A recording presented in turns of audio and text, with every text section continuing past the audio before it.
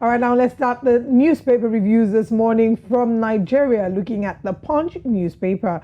On the front page of the Punch newspaper this morning, Interpol gets fleeing inmates. Data, border security heightened. On page 2, 4,300 inmates on the run after 18 jailbreaks. Lawan laments ISWAP recruiting 5,000 fighters, says report. This is quite scary. If they're recruiting 5,000 fighters, that is scary. Falana blames federal government, of course. There have been conversations about the intention to attack the prison being communicated to the military, and there have been controversial statements as regards the role of the military. I'm wondering why they did not stop this from happening, or why they didn't prevent this from happening.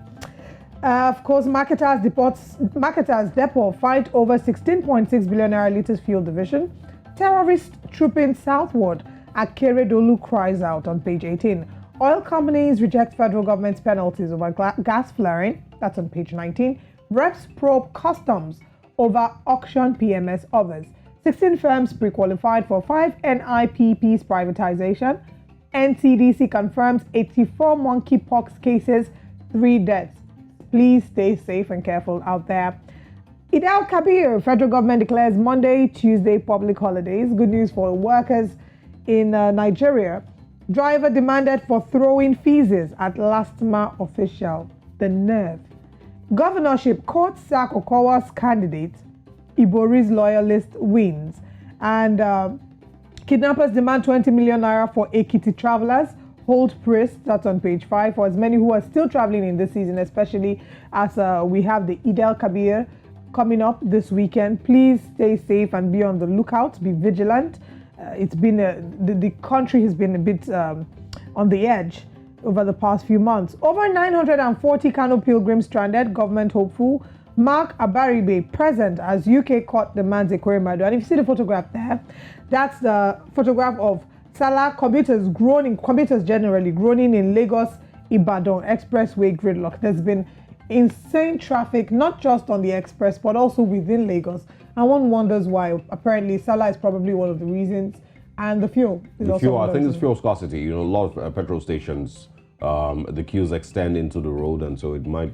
I feel that's one of the reasons. But in the last week, it's been insane type of traffic. Inexplicable. I don't even understand. Yeah. There was traffic up until 11 p.m. That's crazy. All right. Let's stay here in Nigeria and see what we can find on the Nation newspapers. Big one there. Kuje attack. Senate shocked by no CCTV and porous security. Shocked. All right. Ndume urges sanctions for those who failed in their duties. Prisons not designed to resist external attacks, says minister. And also Buhari summons emergency security meeting.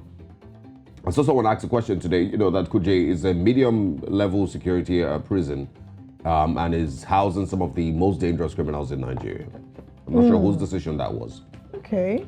Boris Johnson quits to remain as British caretaker PM. Defiant leader bows to pressure. A lot of drama happening in the UK. Also this morning, how on earth in the FCT and in a facility of this magnitude do we not have CCTV? And that's Ahmed Lawan, Senate President, asking. Killing just 4 terrorists out of 300 is nothing to me. They can attack again, says Omar Gege. Those are writers to the story shared initially. And also holiday on Monday and Tuesday for Eid al-Kabir. And Catholic priest once again abducted. Bottom of your screen. Now, up there, Oshun 2022, 4 injured as PDP APC supporters clash in Ede. Also, Kwankwaso presents flag to NMPP candidate. Students endorse Oyetola Adeleke. I won't let Obas down. A few others. Ekweremadu, organ donor, not a minor. UK court rules. That's on page 5 of the Nation this morning. And also how to achieve global economic recovery by the World Bank on page 5. Finally, court disqualifies Delta PDP governorship candidate. And those are the big ones that we can share this morning on the Nation newspapers. We know what you just talked about, the court disqualifying PDP presidential candidate, and we know that there's been a lot of drama as well. Governorship, I beg your pardon. But there's also been a lot of drama as regards the PDP vice presidential candidate in Delta State, and I just wonder how that is going to turn out eventually. All right, let's move over from Delta State and Lagos to Nigeria to Zimbabwe with the Newsday. On the front page of the Newsday, doctors, nurses turn mercenary. Some public health workers, who include doctors and nurses, have reportedly visited a well-knit scam to milk cash from desperate patients to supplement their low salaries. Those involved allegedly give preferential treatment and attention to patients who pay staff on duty hard cash, while those who do not pay them were neglected. This is against everything that the medical profession stands for. It's against the Hippocratic oath, the oath to protect and preserve life, not dependent on money. This is just really sad.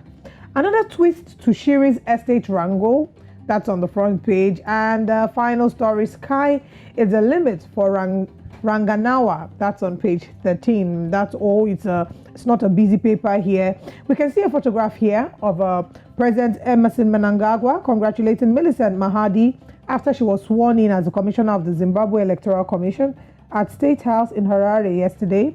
Millicent is the daughter of ZANU-PF Vice President Kambo Mohadi. Then the details of that story is on page 2. That's all that I can take on the Newsday in Zimbabwe. Let's head over to our next paper. Yeah, we're going to South Africa now to see what we can find on the Sowetan. You can see it splashed all over your screen there. It says, mystery solved. We find missing technician. Sowetan tracks down key witness in Ntokozizi's Untuba murder trial. I hope I pronounced that name right. In just a few hours. Also, case of 4 policemen collapsed this week after the state failed to find Naresh Suridin in 4 months. That's on page 3 of the Sowetan this morning. We can also find TK Nkiza urges ANC to deal with power crisis. King of Kwai Jazz celebrates Golden Jubilee. That's a little bit of entertainment. It's capturing timeout. Also, Gardaí suspects planned another murder from jail. That's on page 6 on the Sowetan this morning. And of course, in some sports news, Gavin Hunt is back in the hot seat after being appointed SuperSport United coach. The announcement, of course, was made yesterday in Joburg. Those are the big stories on the Sowetan.